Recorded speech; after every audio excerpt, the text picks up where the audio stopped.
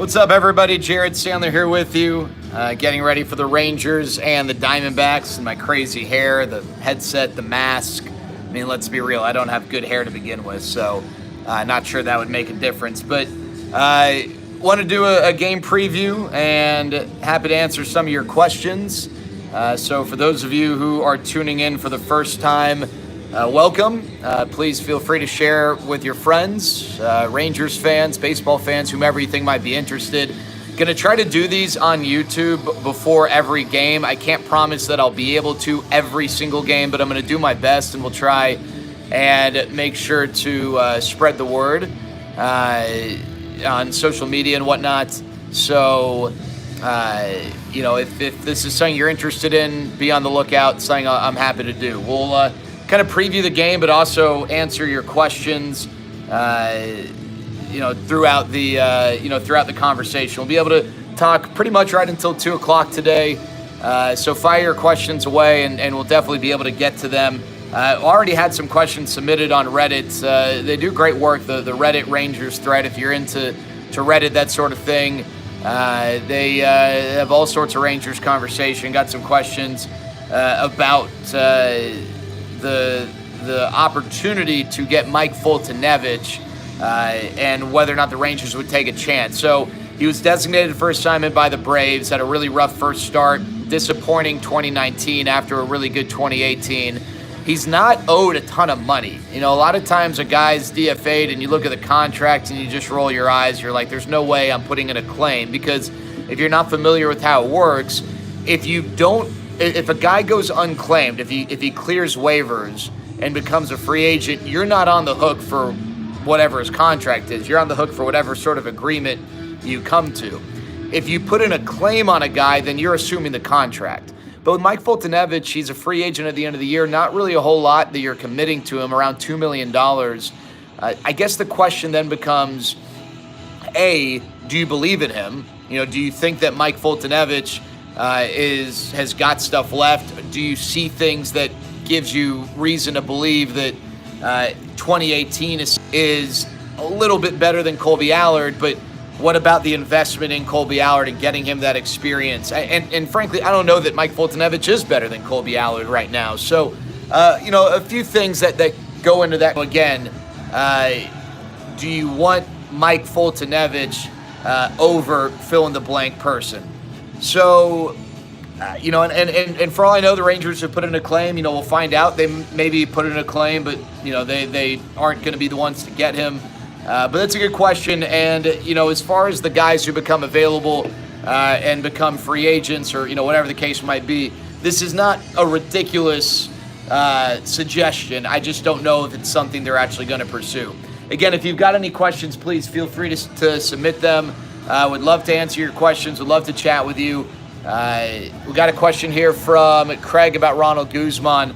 Well, Guzzi didn't make this team as a starting player, and 4 games in, there hasn't been a ton of opportunity. And also today against a lefty, there's no way he's going to start.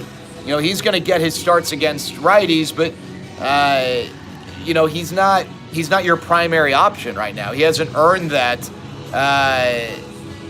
And so, that he's there. He's a guy who in his career has really struggled against lefties. So this is not the type of day or game in which he's going to get those opportunities. But, I imagine that especially if guys continue to struggle at the plate, maybe he'll get his shot. But when you're thinking of injecting offense based on his track record and his performance leading up to the season, he's not your first thought. Tobias, don't even think twice about it. Not a big deal at all. Not one bit. All right, just a few other things that I think might be interesting. A lot of people have asked about the hitting, right? Louis Ortiz, the hitting coach, talked about the mental impact of all this. And first of all, independent of the ballpark, he addressed that, the guys are probably pressing. And, that especially with the urgency that's been communicated, you get off to a slow start, it's in the dome. But then specific to the ballpark, he said that he does think that these guys are thinking about it and need to they need to outgrow this hurdle that they've created with the ballpark. I guess, and what he said was, because yes, an initial response is, well, but the other team has to deal with it too. Well, first of all, it's not like the other teams have been, hitting the crap out of the ball, but his point is, these teams come in here knowing that they're here and they're about to leave. They don't have to deal with it. It's like if you go on vacation for the weekend and you go to a hotel and there's something that bugs you about your hotel room. Maybe it's the size of the TV or maybe the color of this or the color, whatever. You're just going to deal with it because you're leaving in 2 days anyway. You power through. But if it's your house, you're going to do something about it, or you're going to want to do something about it, or it's going to bug you. So that's the best analogy I can give. But the Rangers players have to realize nothing's going to change this year. And I don't know if something will change in the offseason with the dimensions, but they got to get over that mental hurdle. Is that the sole reason that they've struggled to the plate? No, it's not. But when you're averaging less than 2 runs per game, even if it's only over just a 4-game stretch, there are multiple reasons. Some bad at-bats, bad approaches, some good approaches, good at-bats, but not taking advantage of that hittable pitch that you've earned because you've laid off the trash. And instead, fouling it off, popping it up, whatever the case might be. And then there's the mental side of it as well. Question from Mason. What are your thoughts on Danny Santana? Kind of looks lost to the plate. Major overreaction, but I don't want him to be a one-year wonder. Mason, that's not an overreaction because that happens in baseball all the time. You get a guy who, and frankly, it's already happened to Danny. Danny, as a rookie, was a really good player. The Twins gave him the keys to center field in the leadoff spot for that next year in 2015, and he struggled mightily. And then, I don't want to say he disappeared, but he had trouble resurfacing and maintaining, everyday playing time. Earned that last year. I mean, he was really good last year, but as is often the case, you have success, and now, especially when you're hitting in a higher leverage spot in the order, teams are focusing on you. They're spending, Madison Bumgarner wasn't spending this offseason worrying about Danny Santana, but people in the analytics department, they're going over all this information. They're, what can we do to get this guy out? And there's more of a book on him, and how is he going to adjust? And one of the things that's concerning with Danny, at least was, when you looked at his 2019, was that he was a very free swinger, and it's very tough for free swingers to sustain success because ultimately what they're telling the pitchers, you don't need to throw me a strike, you don't need to throw me a good pitch, I'm still going to swing. So until they make adjustments, it's tough for those guys to repeat their success. So Danny's going to have to make some adjustments and demonstrate better patience because he showed last year when he gets good pitches to hit, he can do damage. He's a good hitter, but if he's allowing pitchers to not give him those pitches by just swinging, then it's going to be really tough for him. All right, Tobias, do you think Solak should hit before Joey, try to get someone on before? I think that, whatever you can do, no one's getting on right now. Now, Solak hasn't started all 4 games. So, I think where I really like Solak before Joey is that he can score from first on a double. He's got that type of speed. Now, I don't mind Rugi hitting in front of Joey because, frankly, Rugi's been one of the best hitters on the team through 4 games. It's all relative. He's only hitting 200, but, it's not like you can look at this lineup and say, well, that guy's been way better, or that guy's, I do envision Nick Solak being a top half of the order guy, and if Joey's going to hit fourth, then second or third might be the best fit. Heck, maybe even leadoff against a lefty if Shin-Soo Choo's not going to be in the lineup. Again, appreciate all of you guys hanging out. Would appreciate if you would like this video, this little preview. Share it with your friends. The link will be around after, so if you missed any part of this or maybe one game you don't catch it, you want to watch, we'll always repost the link.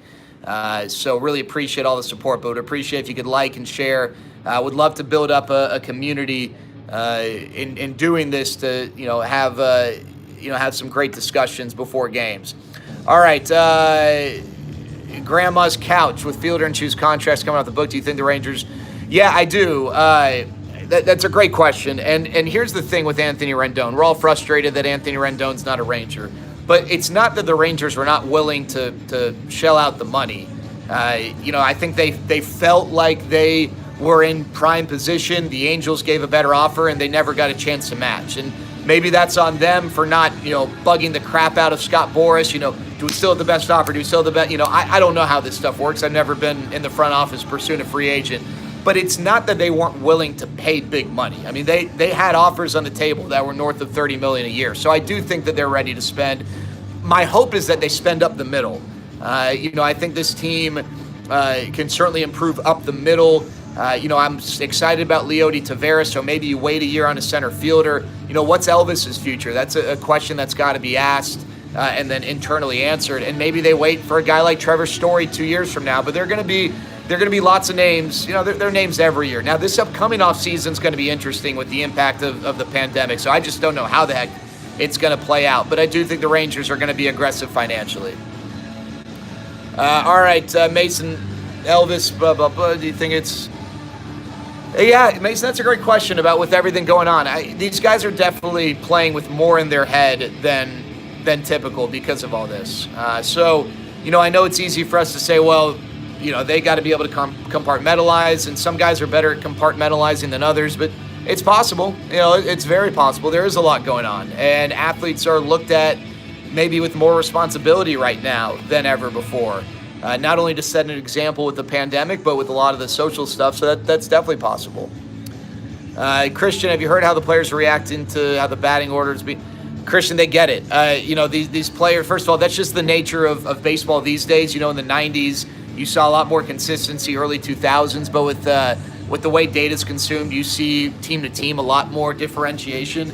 Unless a team's just pounding the crap out of the ball, and even if they are, you see day-to-day some differences in the lineup. But I think these guys get it. They know that their offensive production has not been acceptable, so they can't expect for consistency in the lineup because this is a 60-game season, and 4 games is about the equivalent of 10. And so, I don't think these guys would expect over a 10-game stretch, if they were struggling offensively, that things would just be status quo. Today is Odor before Joey. Don't you think some of the higher OBP?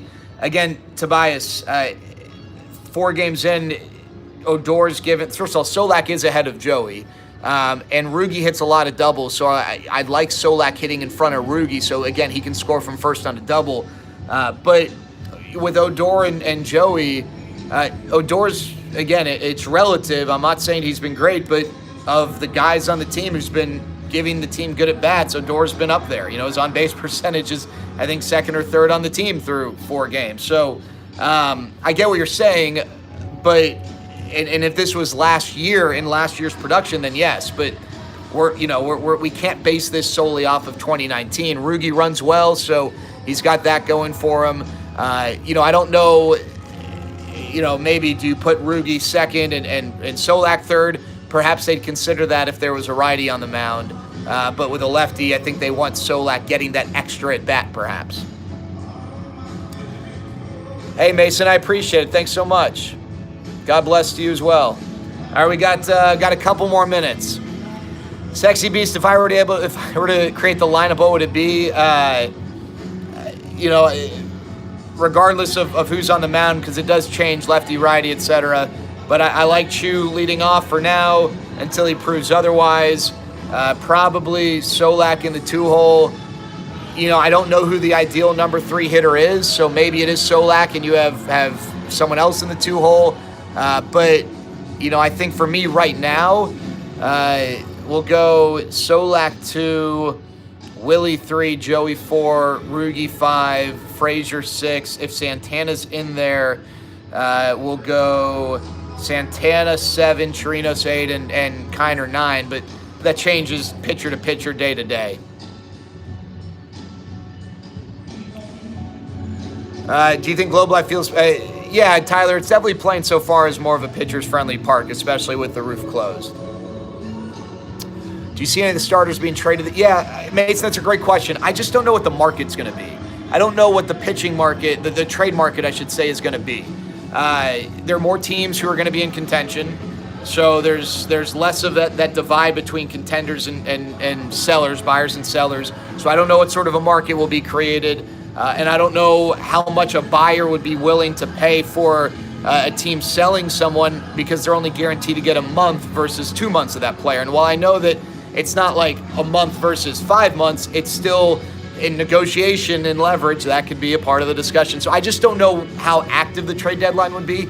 But if the Rangers are out of it, I do anticipate them making some phone calls.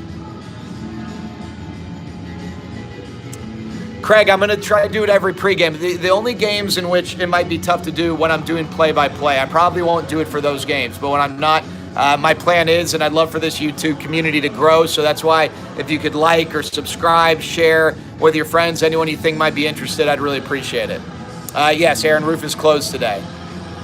Christian, what do you think made Allard? So I think it's twofold. One, I think Allard just kind of earned it a little bit more over Joe Palumbo. I think they've got a little more confidence. He's kind of a little higher up in the hierarchy. I also think that Palumbo stuff plays better in the bullpen than Allard. So, you've got the guy who probably has earned the right for that next start, but also in Joe Palumbo, I think his stuff translates better to a bullpen role. Not that that's his permanent role, but if you got to leave one in the pen and one moves to the rotation, Palumbo, I think, can be really effective out of the pen.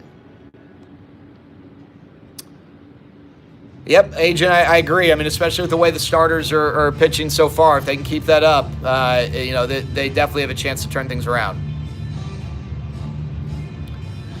Well, yeah, Grandma's Couch, definitely more buyers. Also, if you're going to make the playoffs potentially as an 8 seed, are you really going to be a buyer? Maybe you stand pat. I just don't know what the dynamic's going to be. It's going to be tough to truly interpret, but it'll be exciting. And crazily, we're 4 games in and the trade deadline's only, a handful of weeks away. So we'll find out soon enough. But definitely think that, conversations will be made, phone calls will be had. All right, that's going to do it. Hey, again, I'd really appreciate, even though we're saying goodbye right now, if you want to share the link with friends, like it, give it a thumbs up, whatever the case might be, I'd really appreciate it.